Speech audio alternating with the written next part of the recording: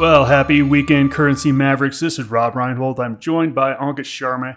This is the Currency Room. Look at that. We are almost all the way through June, and that's going to bring us to 6 months, half of the year already gone.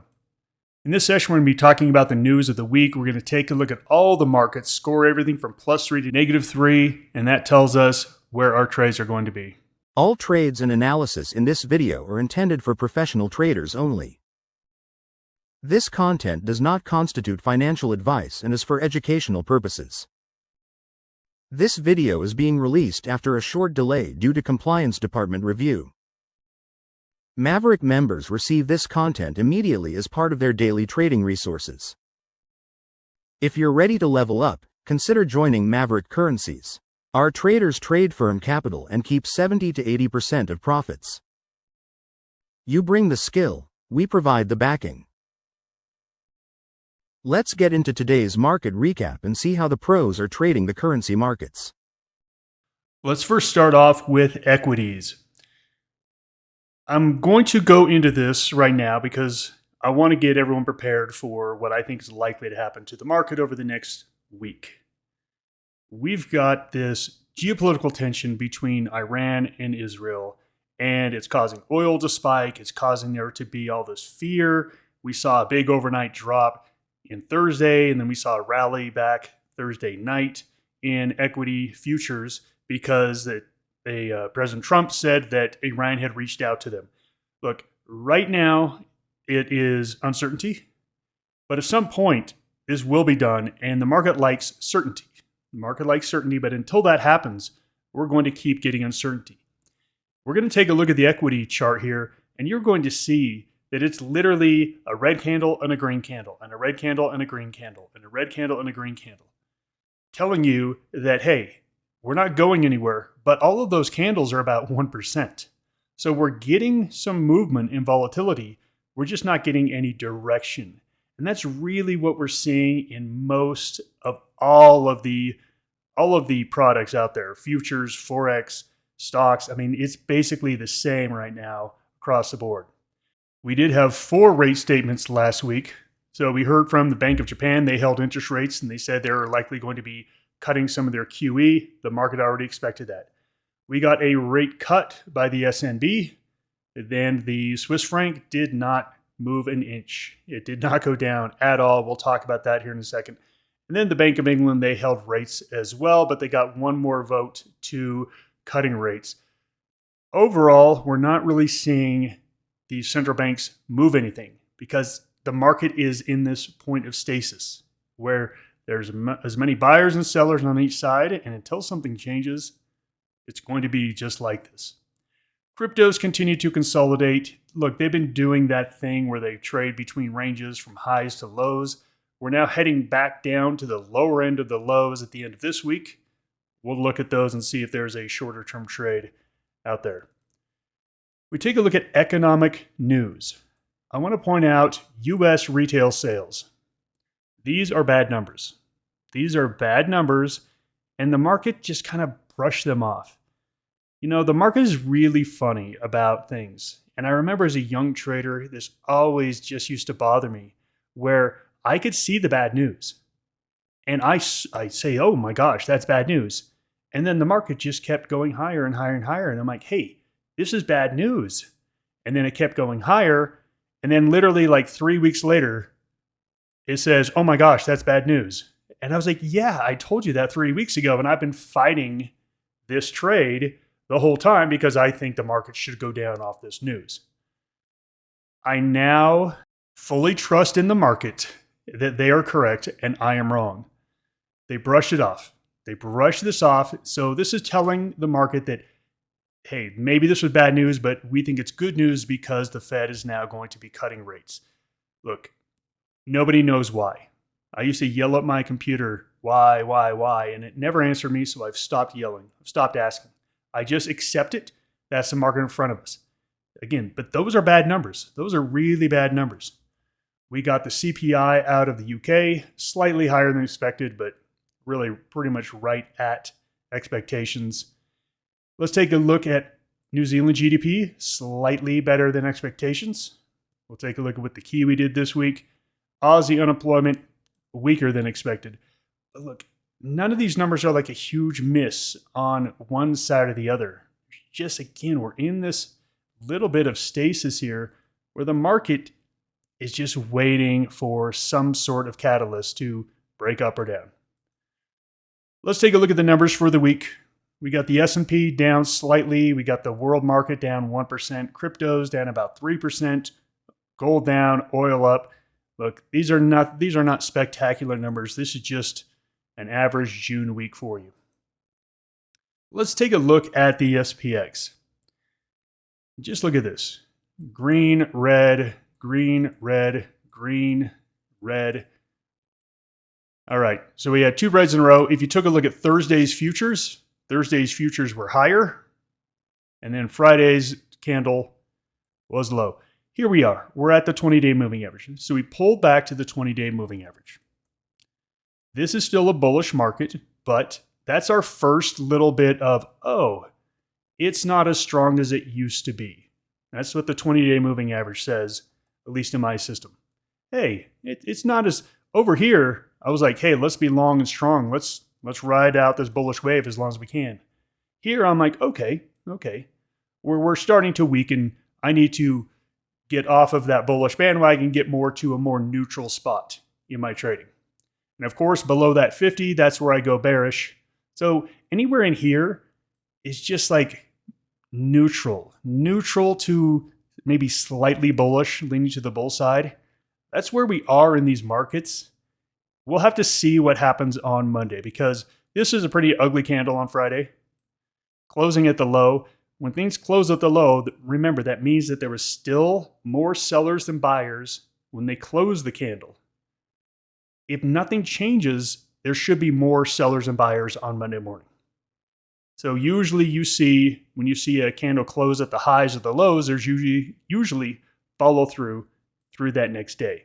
I think we get a little bit more selling, but I think that selling is bought up at some point. I don't see us in a very strong pattern any way or the other. Okay. I've been talking with you all week about the markets. I don't think you're much different than me, are you? No, I think we're on the same page here, and I think you hit it right on the head over there that there's buyers out in the market. So, that's what we see whenever we have this strong momentum. You get these down days, and if you look back in time, there were a lot of down days where it looked like it's going to break lower, but it didn't. So I think unless we start to see these moving averages break lower, maybe that's where I'll change my outlook. But I think as of now, I think there's just buyers sitting out there trying to buy the markets. So nothing really has changed. And for that, we need to change that market phenomena where, markets start to, sell the rallies. That's when the markets are topping out. But I think we're still in the phase where markets are buying those pullbacks. Absolutely. Let's take a look at the Forex movement. Dollar yen. Dollar yen remains the best trading pair.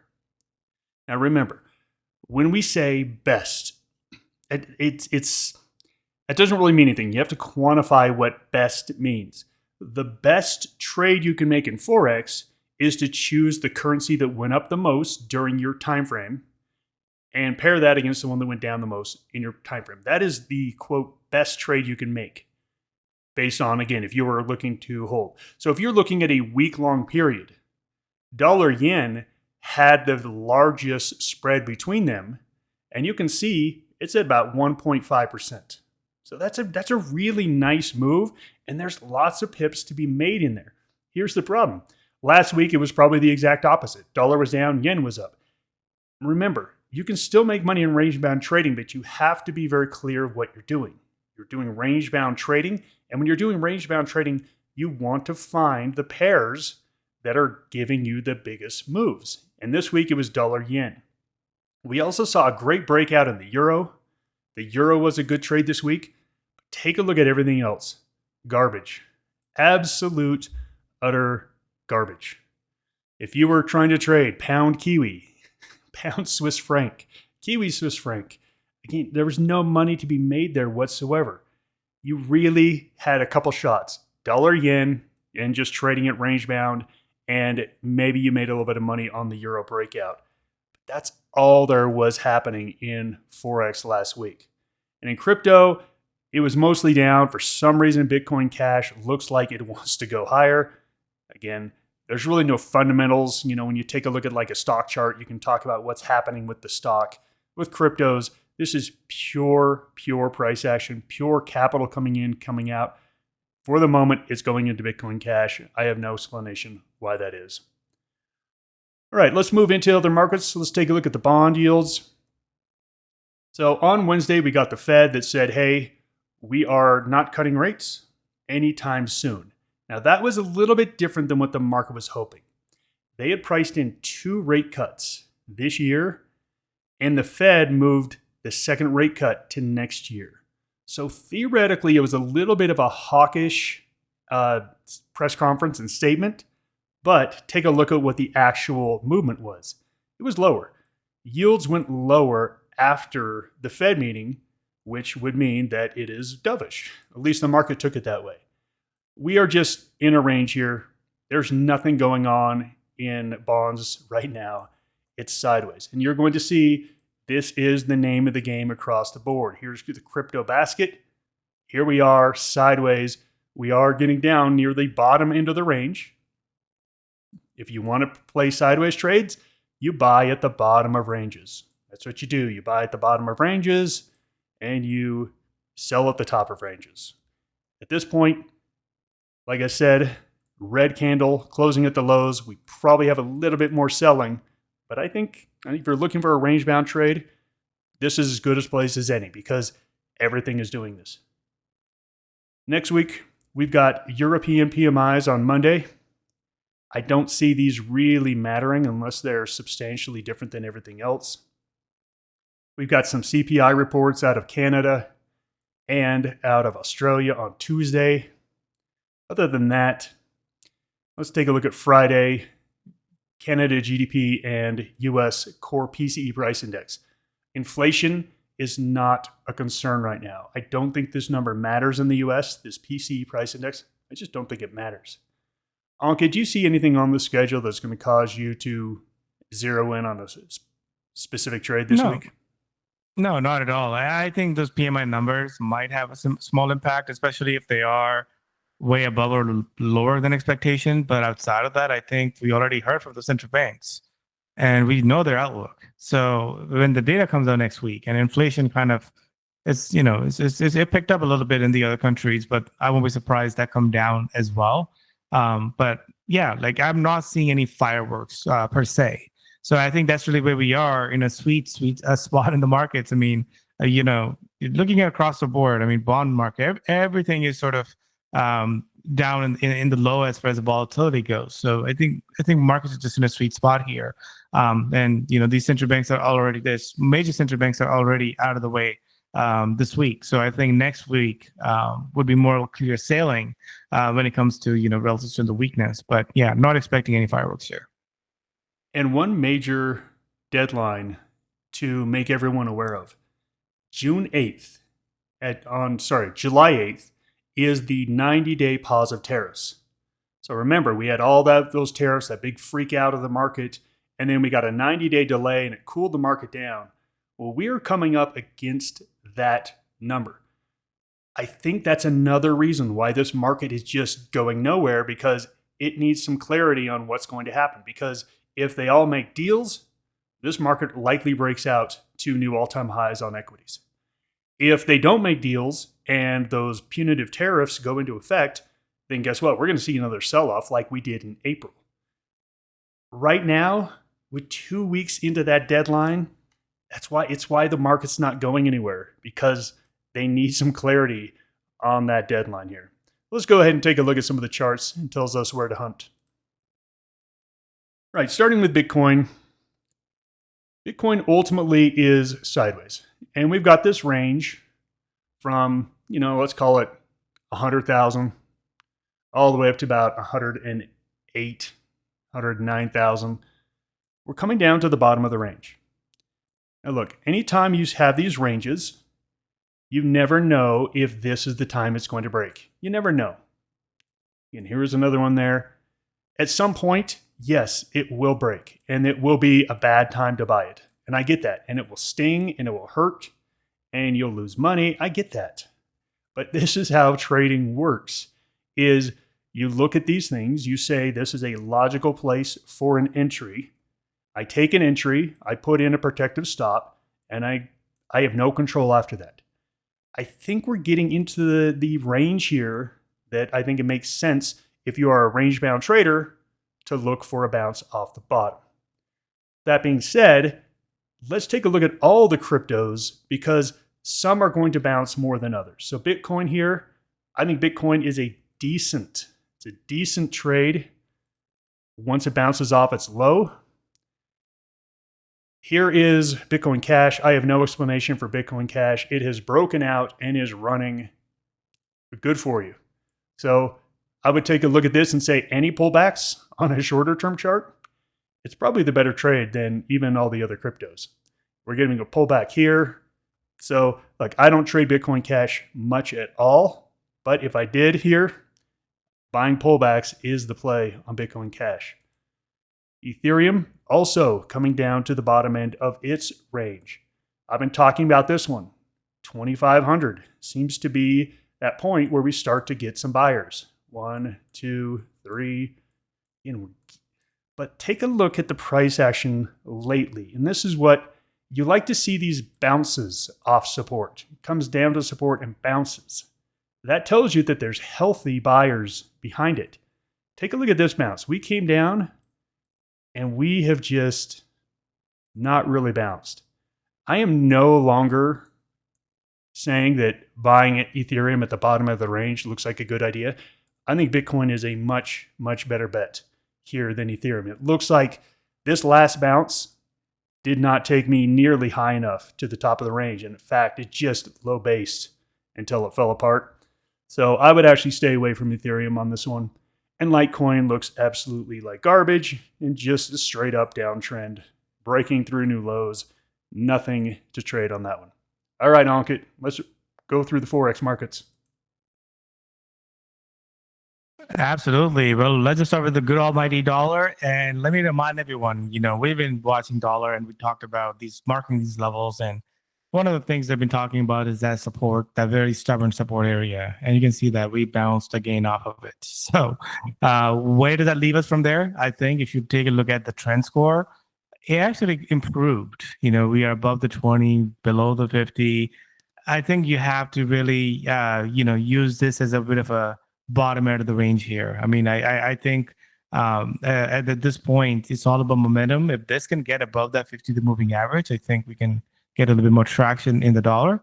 But dollar has been a big underperformer so far this year. But I think it's gotten to the point where it's no longer going down. It's not a screaming buy. It's not a screaming sell. But I think in the short term, it's kind of turned the corner there. So I do want to see for further advances in the U.S. dollar in the coming week here. And most importantly, if you take a look at dollar against yen, dollar against some other currencies, and you'll see like how dollar seems like it has turned its corner here. So I think dollar looks a little bit better to me. I would love to see it get above that 50 moving average, and I think that's where momentum will start to pick up a little bit. So a little bit change in the dollar. But now look at the short here. This is why I like the dollar long, but then I like the yen short, and hence the dollar yen. This thing again setting up very nicely here. So we heard from Bank of Japan last week. Again, crickets, nothing. So that's out of the way. You can see that how anemic those bounces are. So we're rallying, but those rallies are fading pretty quickly. So I think if you see a rally in the yen, I think they're good buying up, selling opportunities. And any sort of rally that you see, I think, are getting shorted here. But I think ultimately, I do see yen breaking lower in the coming week. Now, the Swiss franc, this thing, again, is still sideways. So I'm not going to make any change to the outlook here. This thing is still going sideways. We heard from Bank of Swiss Bank last week, and they did cut rates. So I'm actually surprised that this thing is holding it a lot better. But then they are now back at 0%. Remember, Swiss franc made a major turn back in 2022, where they went from negative interest rate to now positive, and now they're back to flat, zero. So I don't really love the Swiss franc here, but again, take a look at euro.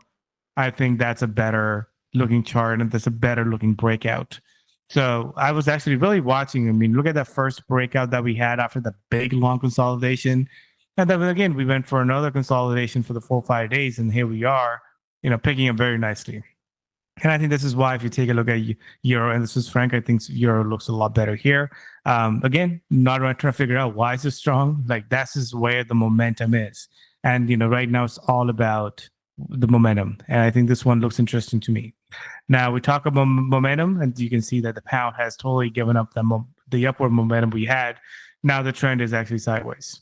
So yeah, we had a couple of big down days and then a couple of big up days. Overall, pound is not really going anywhere as far as the trend goes. I think we're seeing that shift happening where euro has kind of taken over what the pound used to look. I think now that's what euro is looking here.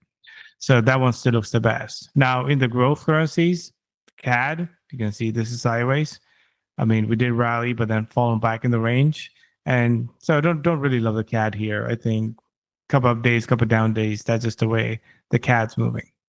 Now, when we go into the Aussie, I must say the Aussie seemed to be doing a little bit better, but again, same thing. This thing is not broken out of the range. So there are certain currencies like Euro that's breaking out, but then there's certain currencies like over here, like CAD, like Aussie, they're not breaking out. So there's still a neutral outlook, which means that a couple of up days, couple of down days. That's just the way how Aussie's moving. And then lastly, the Kiwi, as you can see, this thing is also kind of in this channel, range bound as well. So overall, you can see that it's clear where the money is going, and it's pretty clear where you have sideways price action. So we want to continue trading the range as long as those currency baskets are in the range. And then if something is breaking out, we need to acknowledge that and then make an adjustment. I think that's just the way we want to deal with these markets in the coming weeks ahead. Back to you, Rob. And Ankit, you said it best when you just kept talking about a range. You really need to look at where it is on the range. And that should let you know whether you want to be bullish or bearish. Just looking at the Kiwi right here. Over the next couple of days, I'd much rather be short Kiwi because it just hit the top of the range. It looks like it's going back down to the bottom of the range. But I can't expect Kiwi to fall for 5 or 6 days in a row. No, I'm looking for like 1 or 2 days maximum. And then I've got to get the heck out of the trade because it's reaching the bottom of the range. And at that point, I would actually start looking at it as more of a long than a short. So I think in your trading here, we would really have to put trend trading on the shelf unless you want to go after a euro trade. That's the only trend that's really out there at the moment. Or if you want to go for Bitcoin Cash, that is, again, going higher for no reason that I can tell. This is where the market is. I love the yen short. I love the yen short. I wish I had more than just euro to play against the yen. I wish I had some other currencies that were strong. I've got no problem going euro yen. That's going to be my number one trade of this week, euro yen. But I wish I just had more options than that. On the velocity, what's moving right here, right now? Euro. Euro is moving, and yen, Kiwi, Aussie are weak. I think there is a couple trades that look interesting, and that's about it. So this is not one of those great trading weeks. This is one of those weeks where you got to be laser focused in, make sure you're playing the right stuff. All right, the first one I want to take a look at is dollar yen. I do think the dollar yen is going to be the best trading pair. I don't think it's going anywhere as far as a trend goes, but I think when you're looking at what's moving, this is where I want to be. We'll take a look at euro yen. Euro yen, if you were going to do a trend trading style trade where you buy in, where you're pyramiding, where you're moving up a trailing stop, then euro yen is the best trade.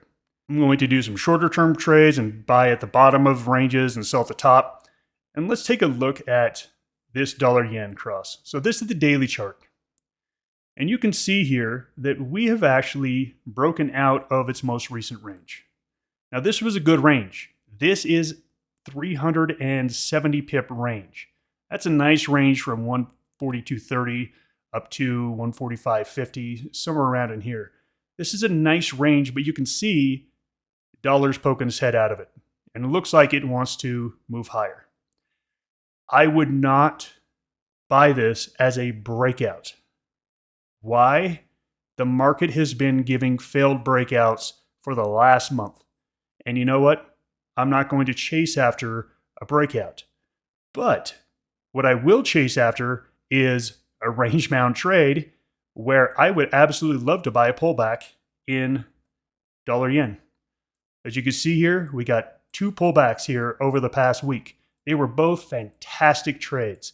So we're talking about, 144.50 all the way up to 145.70.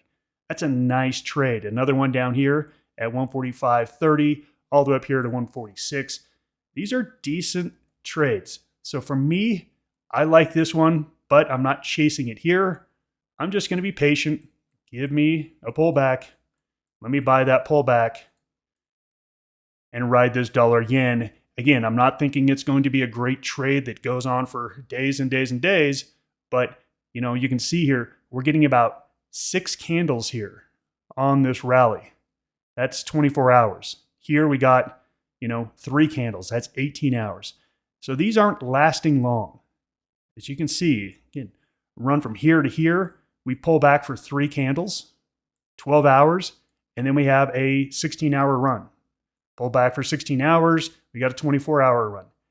That's how this market is going at the moment. So dollar yen, I like it, but I have to be realistic with what it is. Euro yen is definitely the only trend trading trade out there. And you can see here, what a great trend here. It is going. Big blow off of this breakout of resistance. I'm not a huge fan of buying expanded range candles, which is what we got yesterday.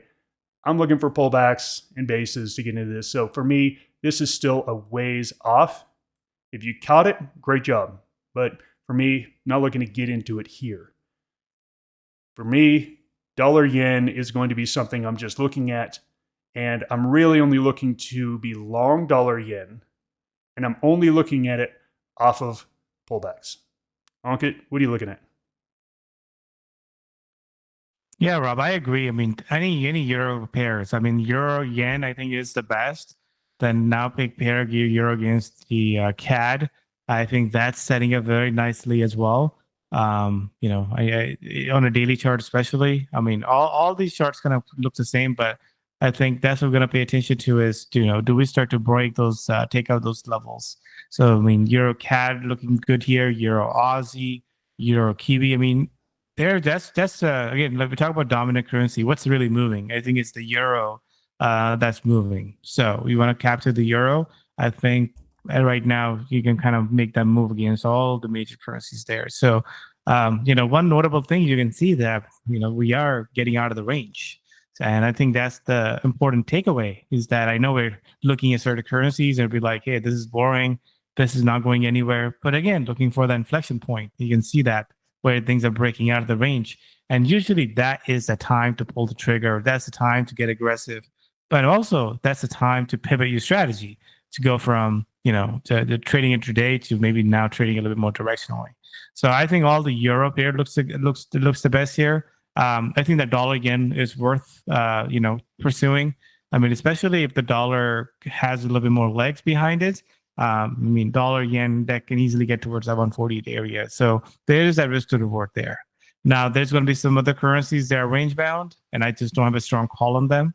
And I think that's the reason I'm not really wanting to, take a look at technical setup because those currencies are just not have its own momentum. So you want to take a look at it on a day-to-day basis. But I think what's moving, what's breaking out is something that we're going to pay attention to. And I think dollar route is also one on my list here as well. Some of the dollar pairs, they are start to lose some momentum.